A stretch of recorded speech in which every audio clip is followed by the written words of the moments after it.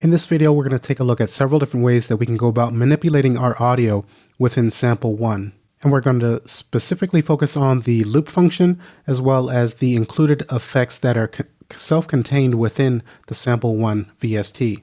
So let's go ahead and get started. So to begin with, we're going to take a look at the loop function within sample 1.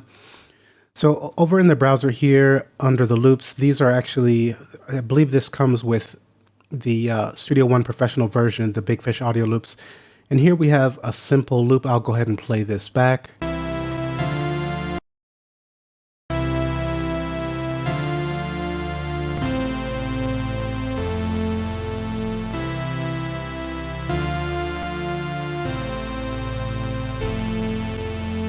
Okay, a simple melody. Let's right click and send this to a new sample 1. We'll close out the browser. And what I'd like to do is select a small portion.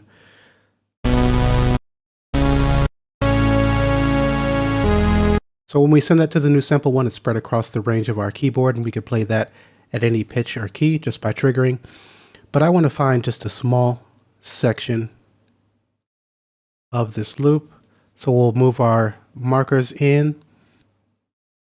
Let's zoom in a little bit.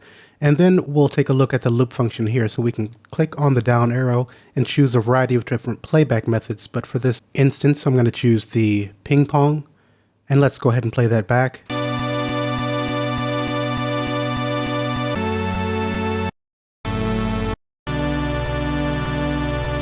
Okay, and there's a little bit of clicking, so we can use the crossfade feature here to get rid of that.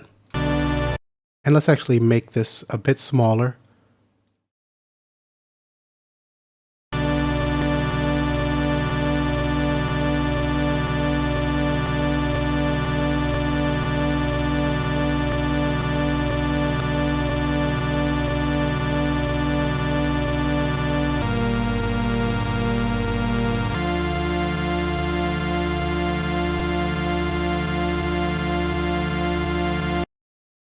Okay, and I'm going to take the release up a little bit, and let's increase the attack just a little bit.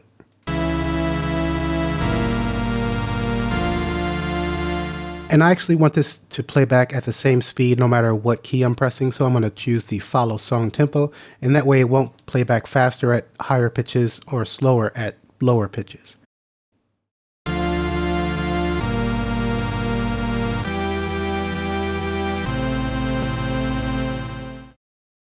I'll take the release up just a little bit more. So let's now try out a little bit of modulation. We can, in Effects A, click Modulation to turn that on.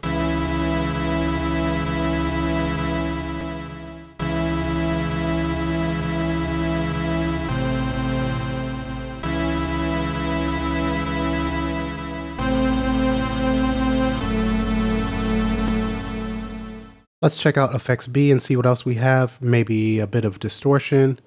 Let's try the soft tube and some panning.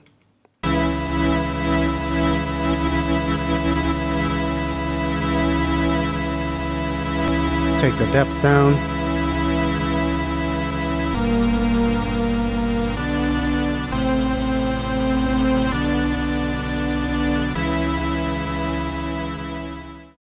Okay, and also maybe a bit of reverb on this.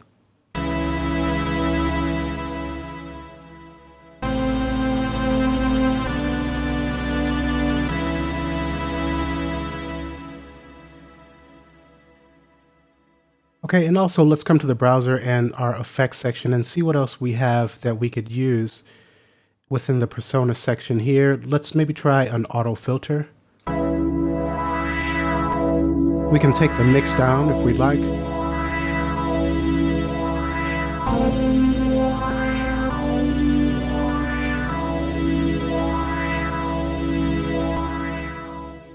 We can experiment with the LFO speed.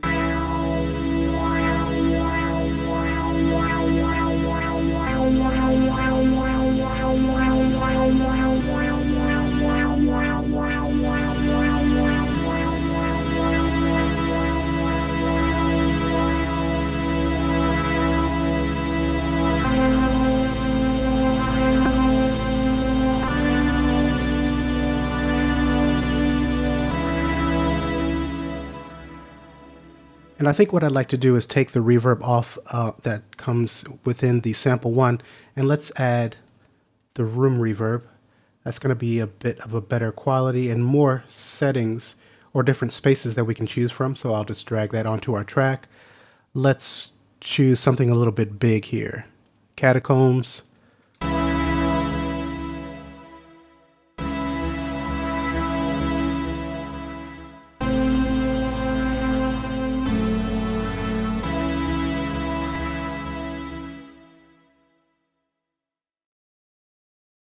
Let's try the tunnel.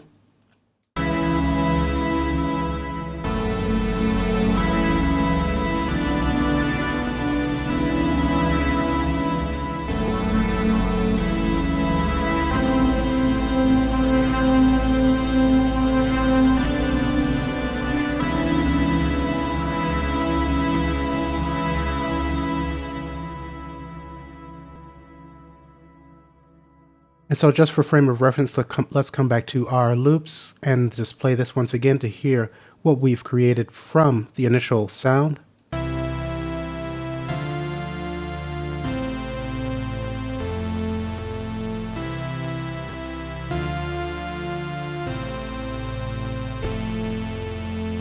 So it's kind of a boring, maybe a little bit cheesy melody, and now we've created something that's our own here.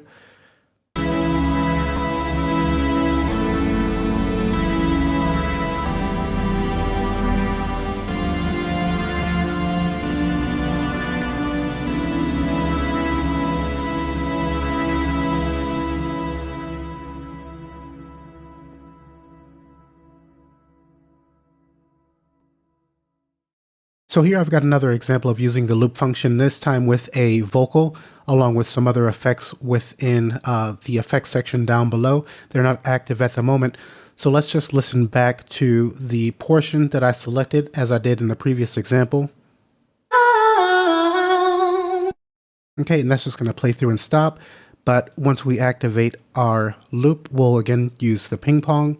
Let's turn on our modulation, some delay, reverb. Let's come to effects B and turn on our gator and the pan. So now let's give a listen to this and how it's been changed.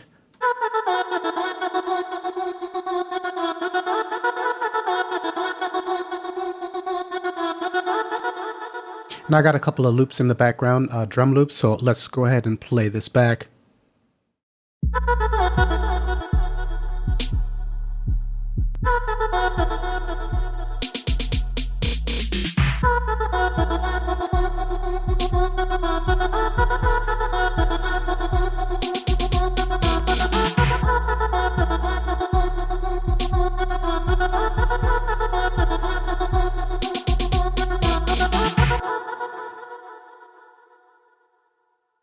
Okay, so you can see really quickly how you can change just by adding some of the effects and make use of the loop function within sample one. If we were to come back and turn that off and then listen to our sample again.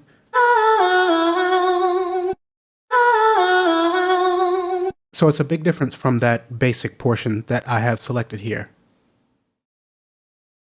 Now the last thing that we'll take a look at, particularly with the loop function feature, is creating a faux granular effect. So I have kind of a basic pad here. Let's right click and send to a new sample one. And for this, we need to really select a small area of our chosen audio file. So I'll go ahead and pull the markers in. Let's pull down and zoom in on this. And for this time, in the loop function, I'm going to choose sustain instead of ping pong. Let's play this back.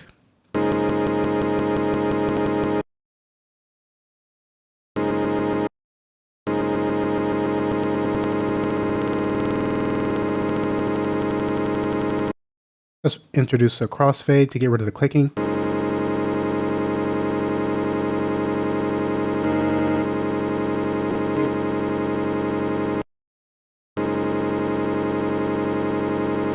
I'm going to put a bit of a tack on there just to be sure there's no clicking at the beginning, and then I'm going to take the release up on this a little bit.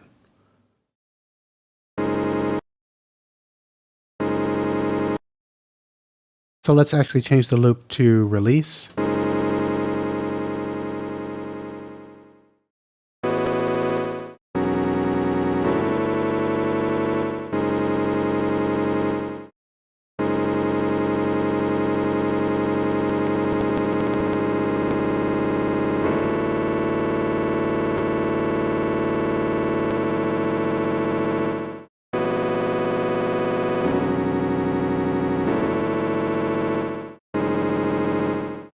Put some reverb on.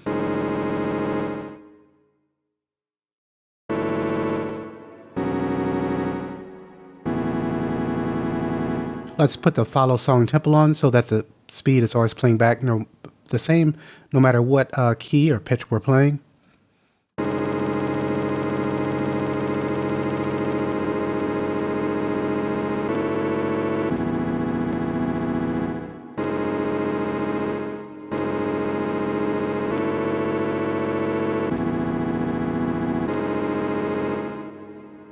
Some modulation.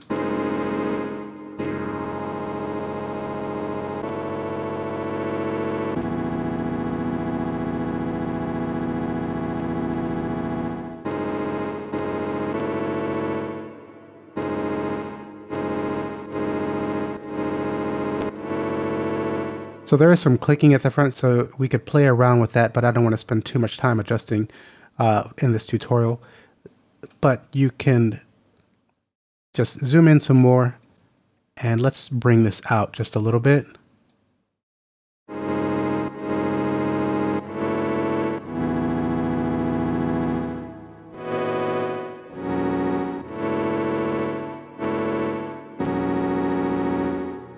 Let's actually activate the filter and put a bit of the LFO on the filter. So I'll turn this up a bit.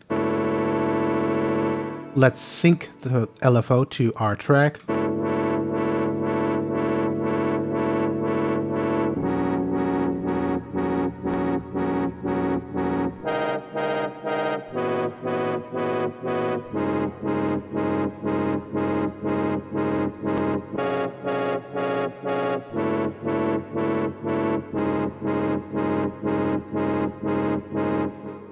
Let's try a bit of delay.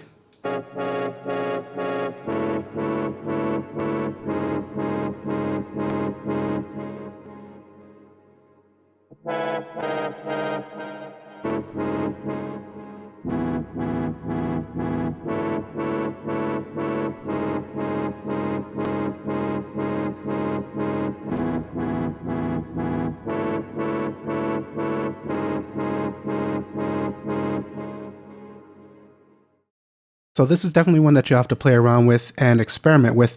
A lot of it, how well it works is going to have to do with the particular type of sample that you've chosen and the section or the portion that you've chosen, as well as how large that portion is. You'll want it to be large enough to get a bit of the pitch in there, but also have that faux granular effect.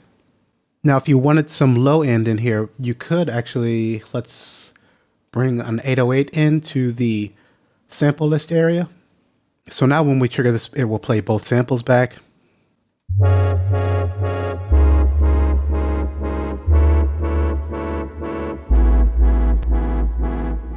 We could take the 808 down just a little bit, click on the edit sample. Now we're adjusting the amplitude just for that 808.